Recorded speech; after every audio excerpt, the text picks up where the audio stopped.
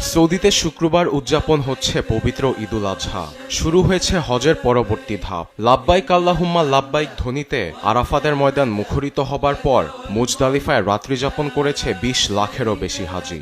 ভোরে ফজরের নামাজ আদায়ের পর মিনায় পৌঁছাতে শুরু করেছেন তারা। হজের নিয়ম অনুযায়ী মুজদালিফা থেকে ৬০টি কঙ্কর সংগ্রহ করেছেন হাজিরা। মিনায় পৌঁছানোর পর জামারাতে শয়তানকে পাথর নিক্ষেপ করাও শুরু হয়েছে।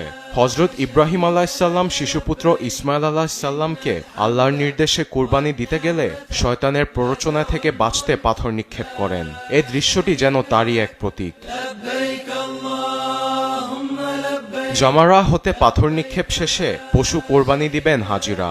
যে যার সামর্থ্য অনুযায়ী গরু, উট, খাসি কিংবা ভেড়া কোরবানি দিতে পারেন, যাতে সমপরিমাণ হয় এদিকে খেয়াল রাখতে হবে হাজিদের। আবার নারীদের জন্য চুলের একটি নির্দিষ্ট অংশ কাটতে হবে। এরপর মক্কা নগরীতে ফিরে কাবা শরীফ বাধ্যতামূলকভাবে তাওয়াফ করতে হবে হাজিদের। এটি তাওয়াফ আল ইফাদা বা হজের প্রধান তাওয়াফ হিসেবে গণ্য করা হয়।